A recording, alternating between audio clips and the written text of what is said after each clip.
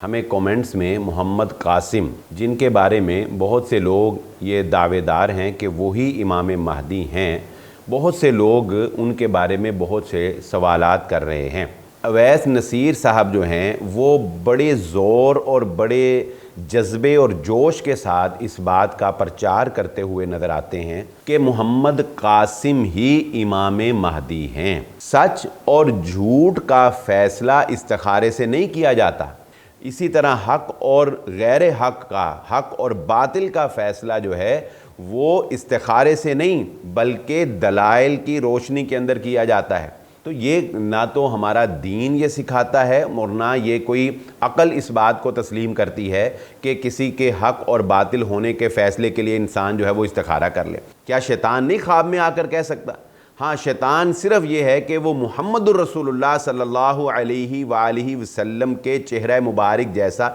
चेहरा नहीं बना सकता। जो अहादीस में हमें तरीक़ा बताया है, क्या उसमें कहीं ये बताया है नबी सल्लल्लाहु अलैहि वसल्लम ने कि महदी की पहचान इस्तिखारे से होगी? बिस्मिल्लाहिर्रहमानिर्रहीम। हमारी गुफ्तगू सिलसिलावार इमाम महदी से लेकर क़यामत के कायम होने तक जारी है। हमारी इस गुफ्तगू के दौरान हमें कमेंट्स में मोहम्मद कासिम, जिनके बारे में बहुत से लोग ये दावेदार हैं कि वही इमाम महदी हैं, बहुत से लोग उनके बारे में बहुत से सवालात कर रहे हैं। तो हम ये ज़रूरी समझते हैं कि उनके सवालात का न सिर्फ जवाब दिया जाए बल्कि इसकी हकीकत को भी लोगों के सामने वाज़े किया जाए। तो सबसे पहले आज हमें एक सवाल मौसूल हुआ जिसमें उन्होंने ये बताया कि मोहम्मद कासिम के जो फॉलोअर्स हैं उनमें एक नाम है अवैस नसीर नामी। अवैस नसीर साहब जो हैं वो बड़े ज़ोर और बड़े जज्बे और जोश के साथ इस बात का प्रचार करते हुए नज़र आते हैं कि मोहम्मद कासिम ही इमाम महदी हैं, और वो इस बात को साबित करने के लिए लोगों को ये पेशकश करते हैं कि अगर आप इसका फ़ैसला नहीं कर पा रहे कि मोहम्मद कासिम इमाम महदी है या कि नहीं है, तो आप एक काम करें, आप इस्तिखारा कर लें। ठीक है, अल्लाह से मशवरा कर लें और इस्तिखारे के बाद आप पर हकीकत वाज़े हो जाएगी कि मोहम्मद कासिम इमाम महदी है या कि नहीं है। तो हमें पूछने वालों ने ये पूछा है कि क्या ये उनका ये कहना कि इस्तिखारा कर लेंगे ये दुरुस्त है या गलत है। तो मैं आपसे ये सवाल करता हूँ कि ज़रा मुझे बताइएगा कि अगर एक चोर चोरी करे और उसके बाद उसको पकड़कर अदालत में पेश कर दिया जाए और चोर ये कहे कि जज साहब मुझे पर चोरी साबित करने से पहले ये काम कर लें कि आप इस्तिखारा करके देख लें, इस्तिखारे में आपको मैं चोर नज़र आता हूँ या कि नज़र नहीं आता। इसी तरह कोई बंदा झूठ बोलता हो और आप उसका झूठ पकड़ लें तो वो कहे कि जनाब आप मुझे झूठा कहने से पहले इस्तिखारा करके देख लें कि अगर आपको इस्तिखारे में मैं झूठा नज़र आता हूँ या कि नहीं नज़र आता। तो नाज़रीन इकराम, ये बात समझ लें, सच और झूठ का फ़ैसला इस्तिखारे से नहीं किया जाता, हक़ और बातिल का फ़ैसला इस्तिखारे से नहीं किया जाता। सच और झूठ का फ़ैसला दलाइल और सबूत की रोशनी में किया जाता है। इसी तरह हक़ और गैर हक़ का, हक़ और बातिल का फ़ैसला जो है वो इस्तिखारे से नहीं बल्कि दलाइल की रोशनी के अंदर किया जाता है। वगरना ये तो काम ही बड़ा आसान था। अल्लाह के नबी सल्लल्लाहु अलैहि वालिहि वसल्लम जब ऐलान नबुव्वत करते हैं तो सारे मक्के वाले जो आपको नहीं मान रहे थे, आप कहते भाई तुम मुझे नहीं मान रहे, कोई बात नहीं, इस्तिखारे करके देख लो। तो ये ना तो हमारा दीन ये सिखाता है और ना ये कोई अक़ल इस बात को तस्लीम करती है कि किसी के हक़ और बातिल होने के फ़ैसले के लिए इंसान जो है वो इस्तिखारा कर ले। और दूसरी बात, इस्तिखारे के बारे में ये बात समझ लें कि इस्तिखारे से कतअन ऐसी कोई बात साबित नहीं होती कि जिसे दो टोक तौर पर अपनाया जा सके। यानी ये नहीं होता कि आप इस्तिखारा करें और इस्तिखारा करने के बाद आपको दो टोक पता चल जाए کہ لوہے پہ لکیر کی طرح آپ کو یہ بات ثابت ہو جائے کہ یہ کام جو ہے یہ بالکل درست ہے اور یہ کام جو ہے یہ بالکل غلط ہے۔ کیوں؟ اس لیے کہ استخارہ جو ہے وہ اللہ رب العزت سے مشورہ ہے۔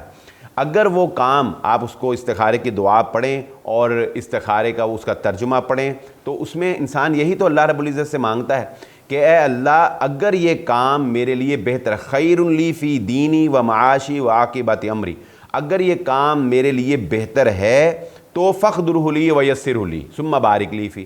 تو اس کام کی مجھے دسترس دے دے، میں اس کام تک پہنچ جاؤں، میں یہ حاصل کر لوں، اچیو کر لوں۔ اور اگر یہ کام میرے لیے شر لی، اگر میرے لیے برا ہے، فاصرف عنی واصرفنی عنہ وقدر لی الخیر حیث کان ثم ارضنی بہ، تو اس کام کو مجھ سے دور کر دے اور مجھے اس سے دور کر دے۔ ٹھیک ہے، یہ تو استخارے میں ہم یہ اللہ رب العزت سے مانگتے ہیں کہ اسباب ایسے پیدا کر دے، لیکن لوگ یہ سمجھتے ہیں کہ استخارہ کرنے کے بعد ہمیں کوئی خواب آتا ہے اور اس خواب میں ہمیں کلیئر بتا دیا جاتا ہے کہ یہ کام صحیح ہے اور یہ کام غلط ہے۔ یہ کنسیپٹ بھی استخارے کے بارے میں یاد رکھ لیجئے غلط ہے۔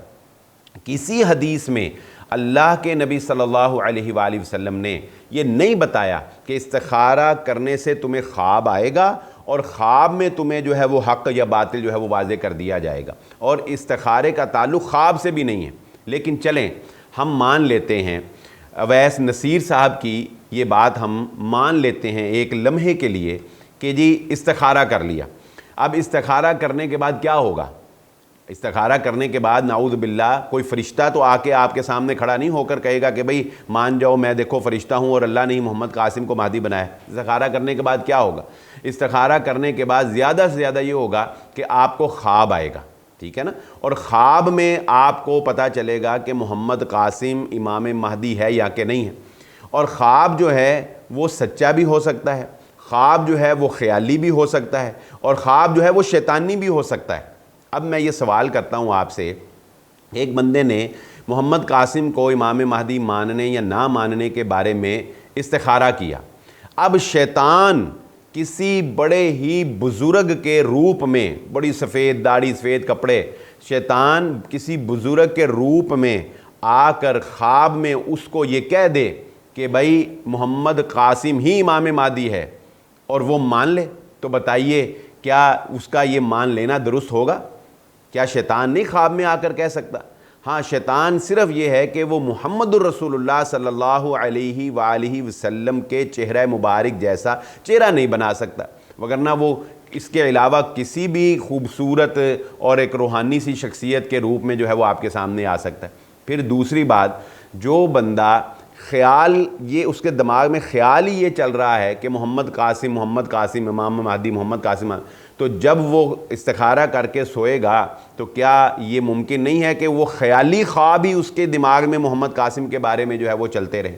تو اللہ رب العزت کا تو یہ قانون ہے ہی نہیں ہے کہ استخارہ کرو گے تو میں تمہیں حق اور باطل کے بارے میں بتاؤں گا، اس لیے سچے خواب آنے کا تو یہاں پہ کنسیپٹ بنتا ہی نہیں، کیونکہ اللہ نے اور اللہ کے نبی صلی اللہ علیہ وسلم نے تو کہیں یہ بتایا ہی نہیں ہے کہ جب تمہیں حق اور باطل کا فرق نہ پتہ لگ رہا ہو، سچے اور جھوٹے کا فرق نہ پتہ لگ رہا ہو تو استخارہ کر لیں۔ انہوں نے تو کہا دلائل، افلا یتدبرون القرآن ام علی قلوب اقفالها، دلائل کی روشنی کے اندر غور و فکر کرو۔ پھر اس کے بعد آپ بزرگوں سے پوچھیں۔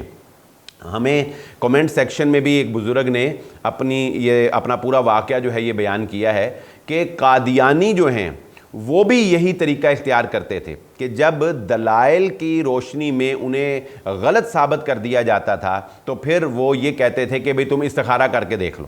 تمہیں استخارہ کر کے دیکھ لو کہ تمہیں مرزا غلام احمد قادیانی جو ہے جس نے جھوٹا دعوی نبوت کیا اور وہ جہنم واصل ہوا، اس کے بارے میں استخارہ کر کے دیکھ لو۔ اب آپ مجھے بتائیے کہ یہ کنسیپٹ، یہ سوچنا، بلکہ ائمہ اکرام محدثین نے کہا کہ جو بندہ جھوٹا دعوی نبوت کرتا ہے اس سے اس کی دلیل مانگنا بھی جرم ہے۔ وہ تو اس کو شکست دینے کے لیے علماء نے محنت کی اور اس کو کافر قرار دیا گیا، وگرنہ دل میں یہ خیال رکھتے ہوئے کہ کہیں یہ ہو ہی نہ، چلو اس سے دلائل ہی پوچھ لیں، یہ بھی آپ کا ایمان جاتا رہے گا۔ بھئی یہ ممکن ہی نہیں ہے کہ رسول اللہ صلی اللہ علیہ وآلہ وسلم کے بعد کوئی نبی آ جائے۔ تو اس لیے یہ اب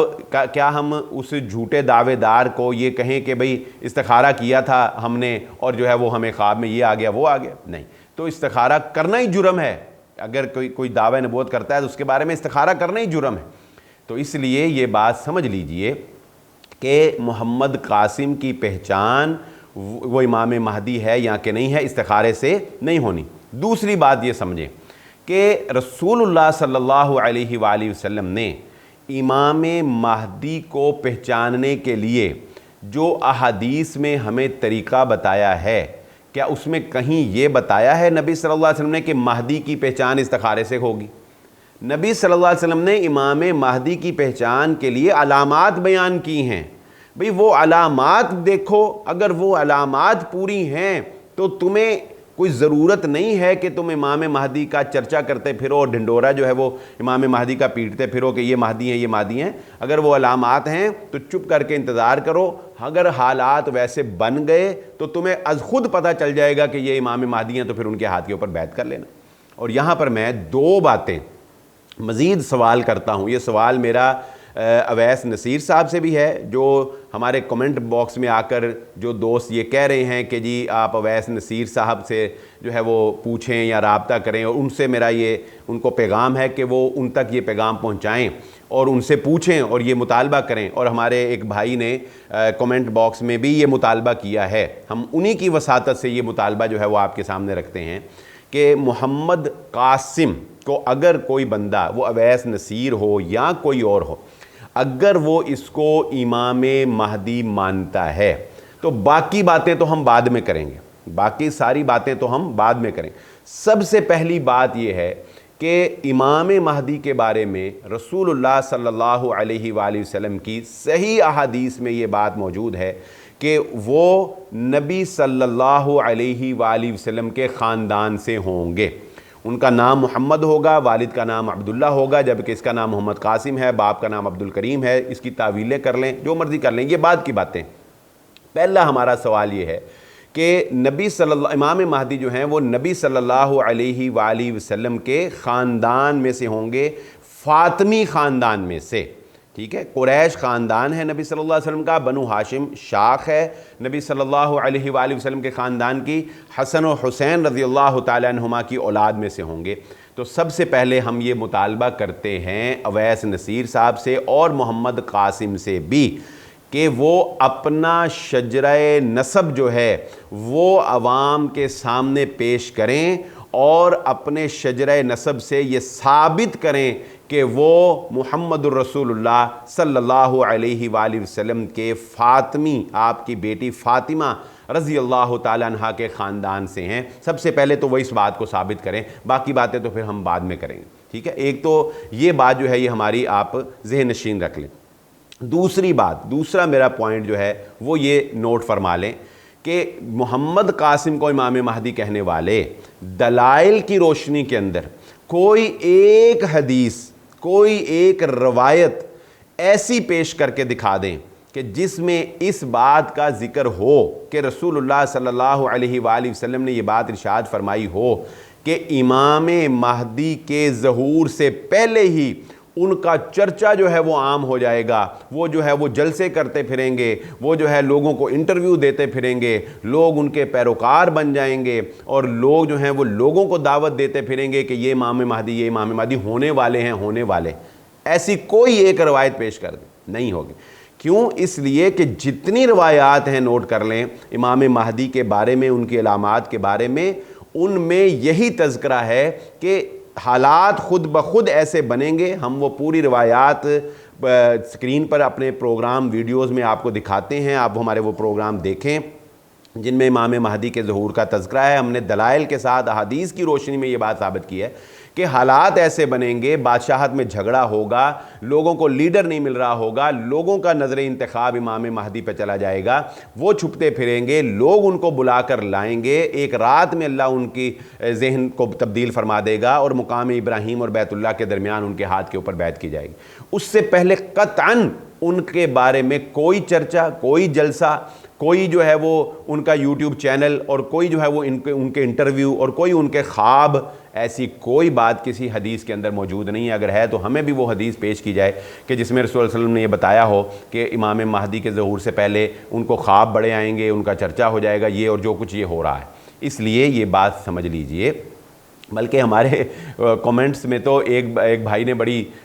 بات کی، انہوں نے کہا کہ اصل میں جو سعودی گورنمنٹ ہے، سعودی انٹیلیجنس ہے، وہ یہ چاہتی نہیں ہے کہ امام مہدی جو ہے ان کا ظہور مکہ میں ہو، کیونکہ ظاہر ہے کہ جب ان کا ظہور مکہ میں ہونا ہے تو ان کی خلافت قائم ہو جائے۔ تو انہوں نے کہا کہ وہ چاہتے نہیں، لہذا انہوں نے کہا کہ پاکستان سے ہی اس کو برآمد کروا کے تو قصہ یہیں پہ ختم کر دیا جائے، یعنی لوگ سمجھیں کہ پاکستان سے امام مہدی آ گیا، بس آگے اور گزر گئے اور کام ختم ہو گیا، اب کوئی مہدی شادی نے نہیں آنا۔ بہرحال یہ ہمارے بھائی نے ایک نے کمنٹ کیا۔ تو خدا را ہماری آپ سے یہ گزارش ہے کہ اس چکر کے اندر نہ پڑیں۔ محمد قاسم قطعاً امام مہدی ہونے کی اہلیت نہیں رکھتے، یہ محض ایک فتنہ ہے جس کو فروغ دیا جا رہا ہے۔ اور دوسری بات، میں اپنے تمام پروگرام میں اب آپ کو یہ ریگولر کہہ رہا ہوں کہ ٹھیک ہے انفارمیشن کی حد تک آپ امام مہدی جو ہے ان کے بارے میں انفارمیشن لیں، لیکن اپنے دین میں اپنے آپ کو پختہ کریں، اپنے ایمان کو پختہ رکھیں۔ جب انہوں نے آنا ہے تو انشاءاللہ تعالی حالات خود بخود بن جانے، آپ کو کوئی زیادہ جو ہے وہ اس میں فکر کرنے کی ضرورت نہیں ہے کہ آپ نے ہی ان کو دریافت کرنا ہے اور آپ نے ہی ان کو جو ہے لوگوں کے سامنے پیش کرنا ہے، وہ اللہ نے خود بخود حالات ویسے بنا دینے۔ آپ اپنی فکر کریں، اس وقت جو مسلمانوں کو مار پڑ رہی ہے اس کی فکر کریں، اس وقت جو بے ایمانی اور بد کرداری جو ہمارے اندر آ گئی اس کی فکر کریں۔ تو بہرحال ہمارا یہ گفتگو کا سلسلہ امام مہدی سے لے کر قیامت کے قائم ہونے تک کے علامات کے بارے میں جاری رہے گا۔ امید رکھتے ہیں کہ اللہ رب العزت سے کہ اللہ تعالی ہمیں باطل عقیدوں سے اور باطل فتنوں سے محفوظ فرمائے، اور اللہ تعالی ہمیں حق پہچان کر اس کی پیروی کرنے کی توفیق عطا فرمائے۔ اسی کے ساتھ اجازت دیجیے، اللہ حافظ۔